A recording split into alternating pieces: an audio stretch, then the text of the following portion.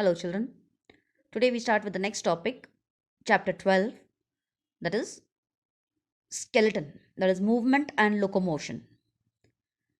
Now, as we are saying the term movement, what does it mean? The change in position with respect to a definite point is called as movement. Now, there are lots of movements taking place in our body.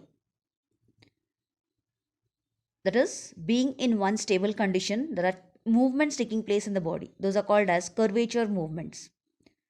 And when the body as a whole moves from one place to the another, that is called as locomotion, or we also called it as locomotory movements. So first we need to understand the difference between movement and locomotion. Now in stable condition, when we are showing movements, there can be numerous types of movements, like responding to the changes in the surroundings or breathing movement. There is movement of blood in our body throughout continuously.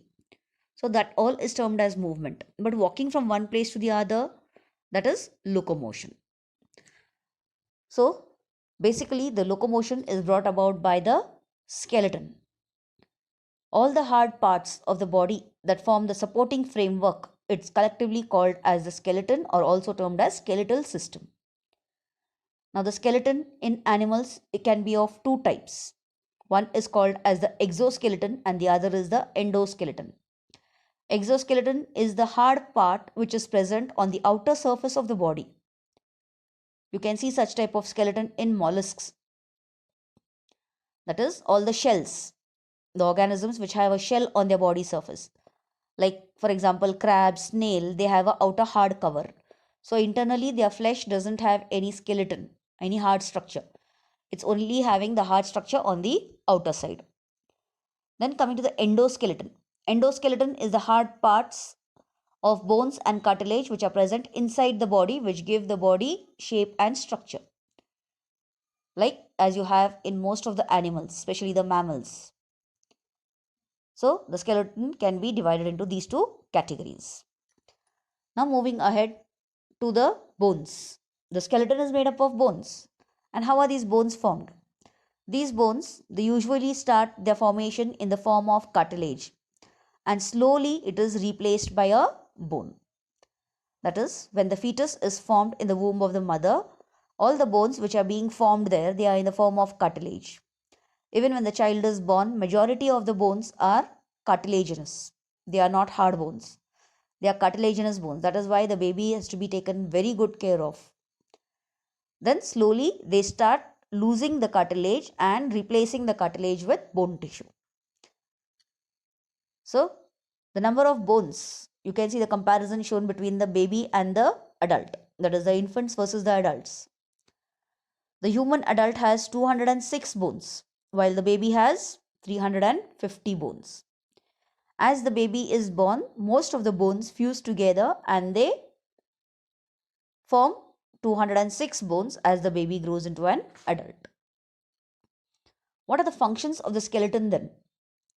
The skeleton is responsible to give support.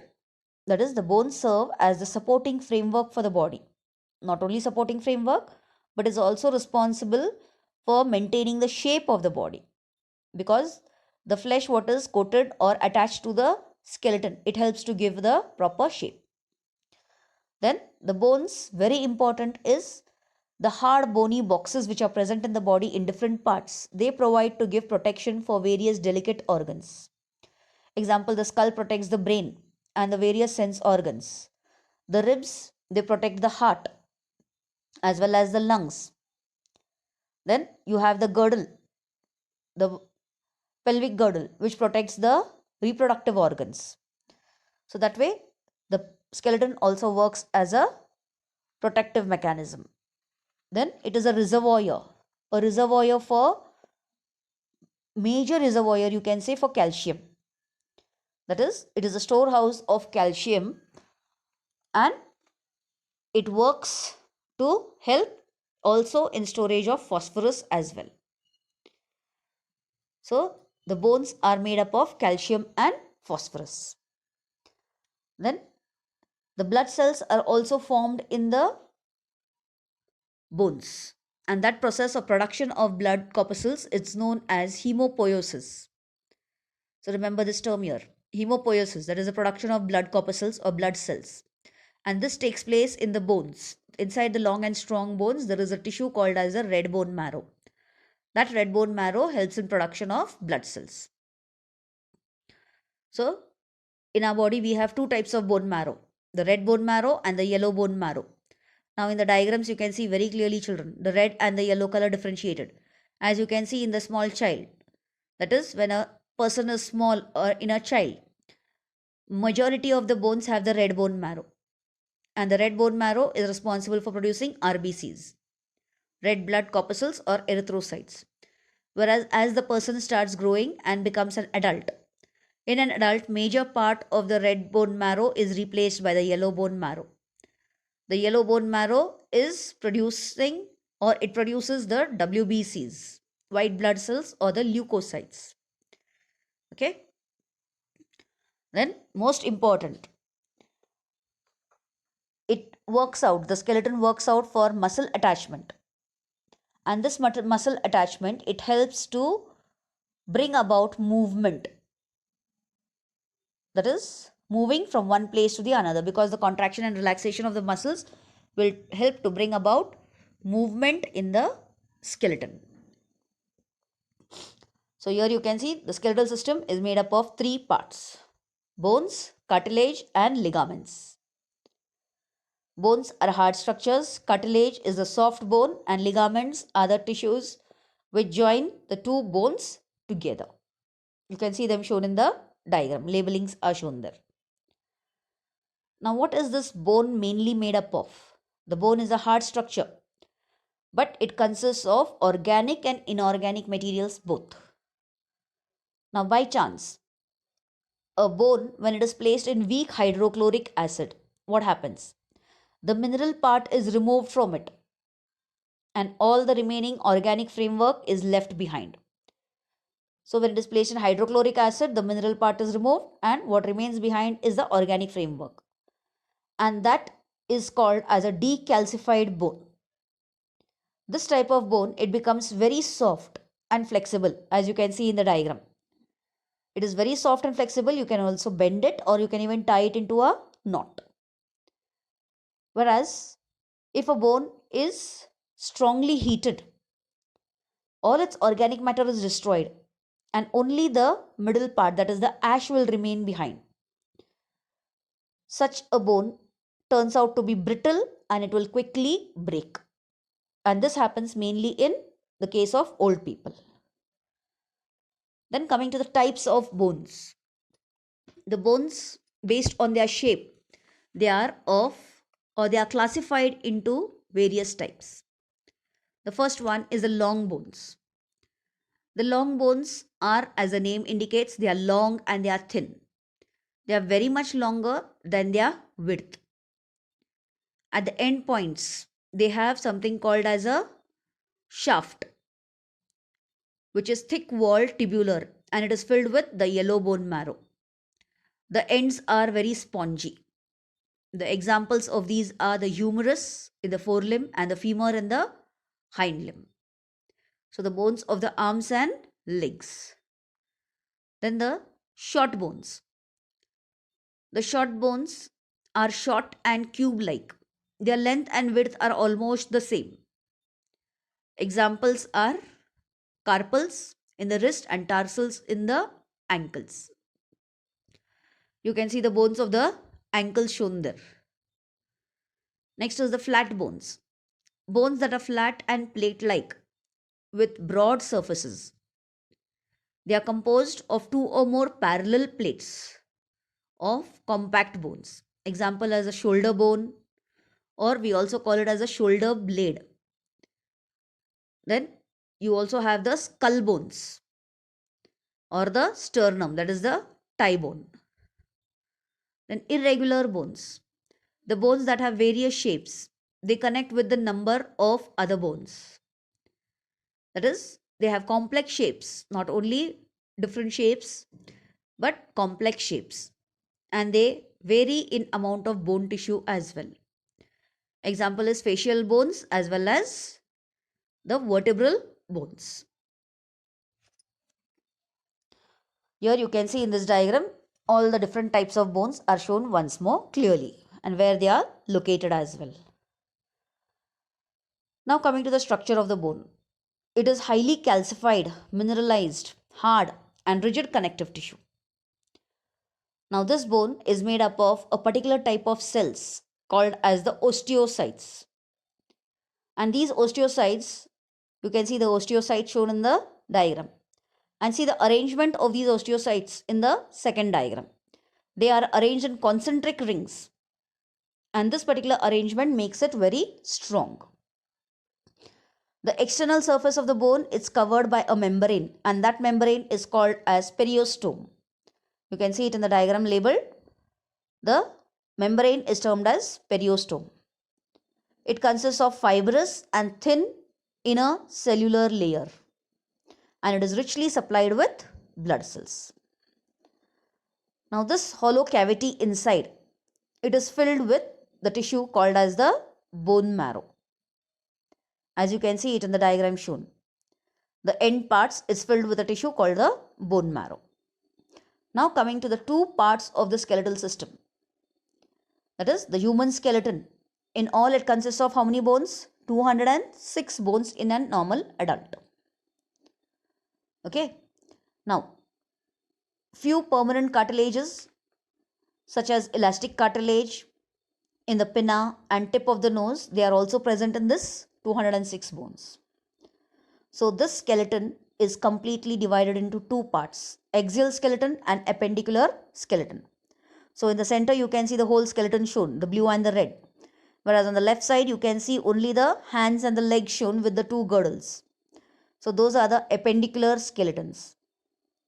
Whereas on the right side you can see the skull, this vertebral column and the rib cage. That is the axial skeleton. You can see it more clearly even in this diagram. The axial skeleton is shown by the blue color, whereas the appendicular skeleton is showing the red color part. Now we come to the axial skeleton.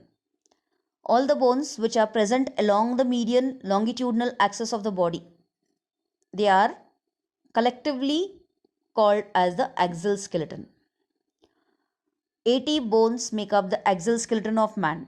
So altogether there are 80 bones in the axial skeleton.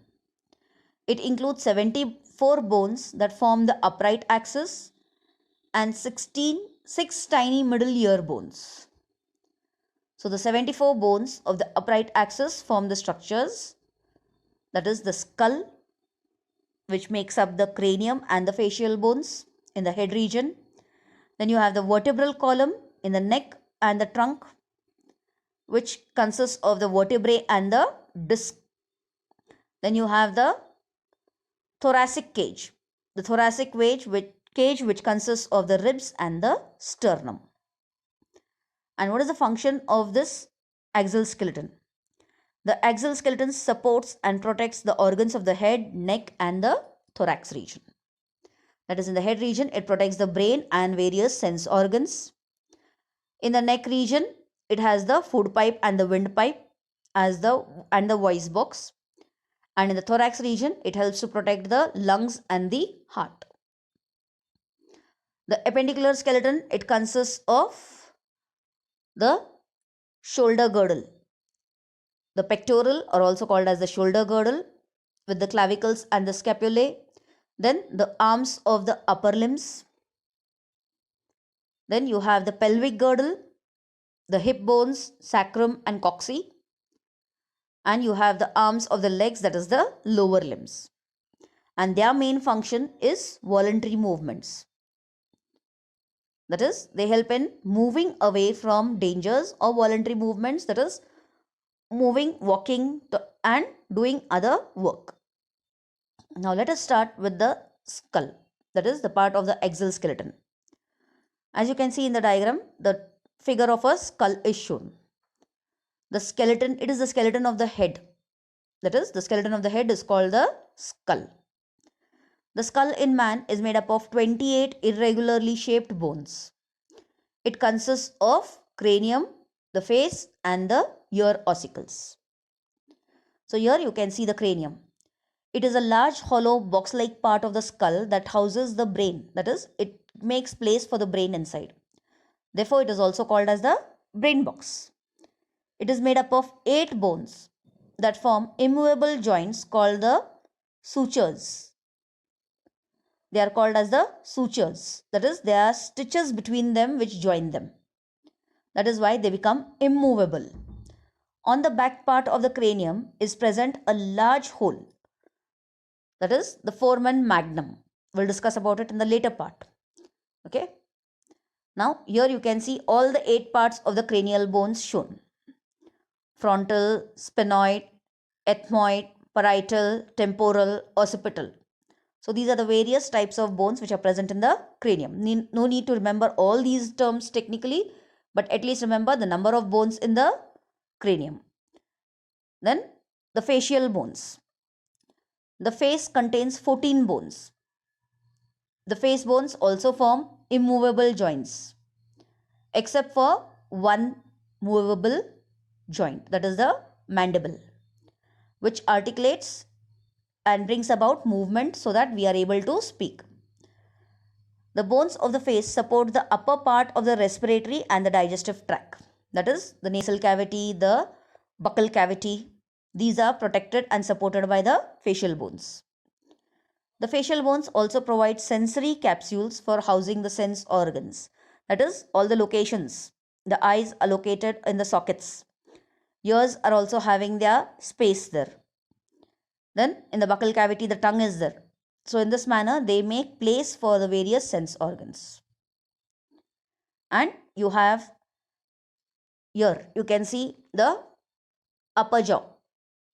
Okay, that is fixed. Where you can see the white color teeth, that is the upper jaw, it is fixed. The green color part, here observe it once more.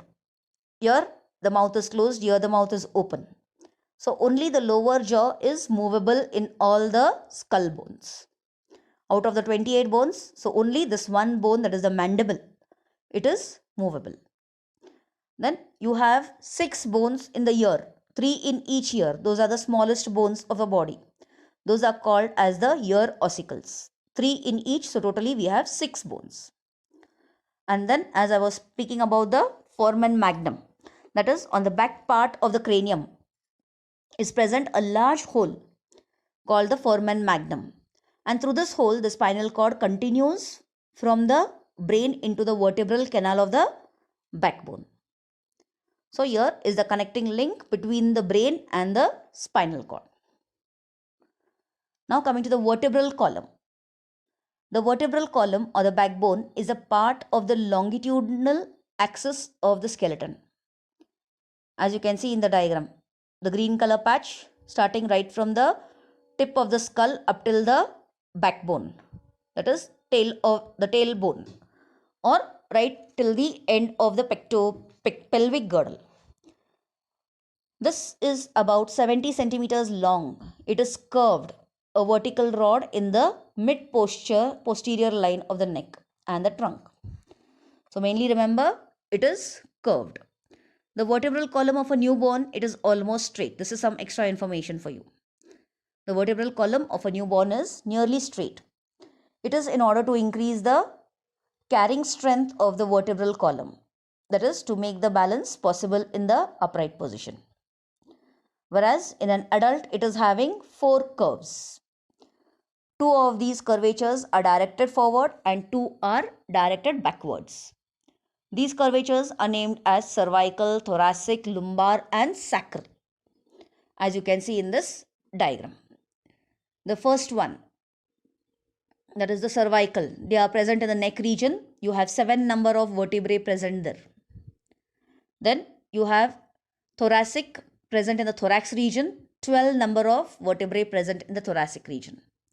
Then the lumbar vertebrae which are present in the abdominal region, you have 5 vertebrae.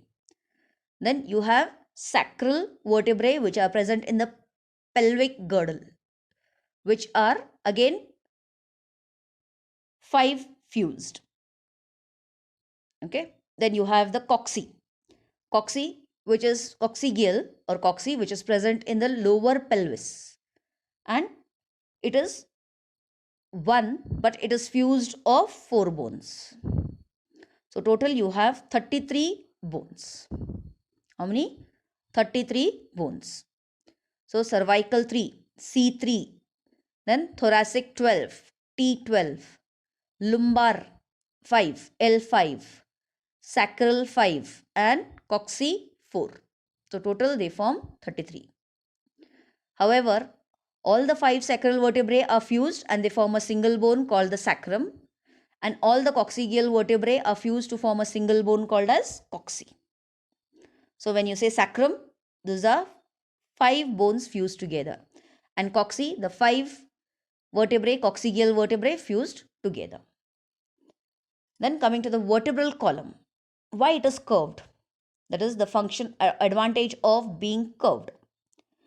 This vertebral column is curved to maintain the balance of the body in an erect position when you stand straight up, or when you are able to walk, run.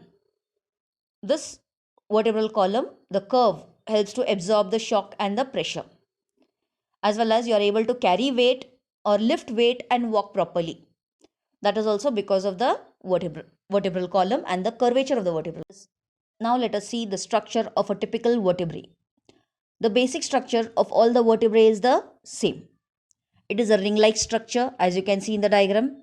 There is a hole in the center. In the first diagram, you can see the hole, and that hole is called as the vertebral or the neural canal. The front view or the ventral side of each vertebrae consists of a body or the centrum, and then it is very thick, it having a flat upper and lower side. This is the centrum, having the flat upper and the lower side. The ventral canal are formed by the arches, the neural arch, which in turn consists of 2 pedicels and the laminae, the neural arches which go in this manner. Then you have numerous processes present. That is the spinous processes. It projects backwards. This is the spinous process which projects backwards. Then a pair of superior articular processes. These superior articular processes, where you can see them, they are projecting upwards and inwards. And then you have a pair of inferior articular facets or inferior articular processes. They are projecting downwards and outwards. Here you can see this part. Inferior articular facets.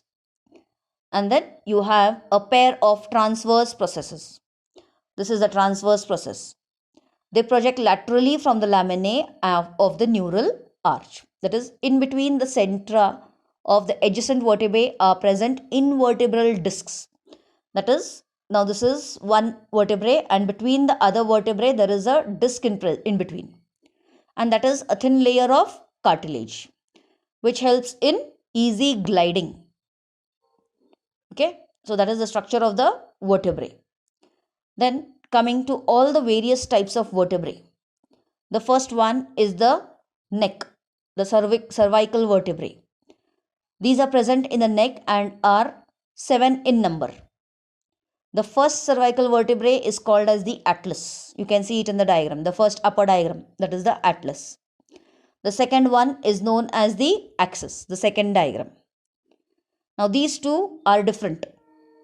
Okay, but the remaining 5 are typical cervical vertebrae. Only these two are different in structure. Now here you can see how the atlas and the axis, they fuse one above the other, so that they can allow the easy movement of the neck on it. It is like a lollipop, you can say, a stick and the lollipop on it, the chocolate on it. So the lollipop can be compared to the head region and the stick will be the neck region. Then coming to the thoracic vertebrae. These are 12 in number and are present in the thoracic region. They are characterized by the presence of a long backwardly directed, that is downwardly directed in man, spinous processes. And because of that, here you can see in the diagram, it is like a normal vertebrae. Each of these transverse processes which they have directed backwards, they bear on its extreme a facet of articulation with the tubercle of the rib, that is a place for the ribs to attach to them. So that is the only difference here for them. Then you have the lumbar vertebrae. These are also very large and strong vertebrae with very large body. They are 5 in number. Then the sacral vertebrae. These are large bone formed by the fusion of 5 vertebrae. And they are articulated to the hip bones on either side. The sacral vertebrae are articulated to the hip bones. Here you can see the cocci, that is coccygeal vertebrae or the cocci. They are fused 4 bones which represent the rudimentary form, that is the tail. Humans don't have the tail. So the remains of this, that is why they are called as rudimentary form, not functional. So that can be seen in the human body as well.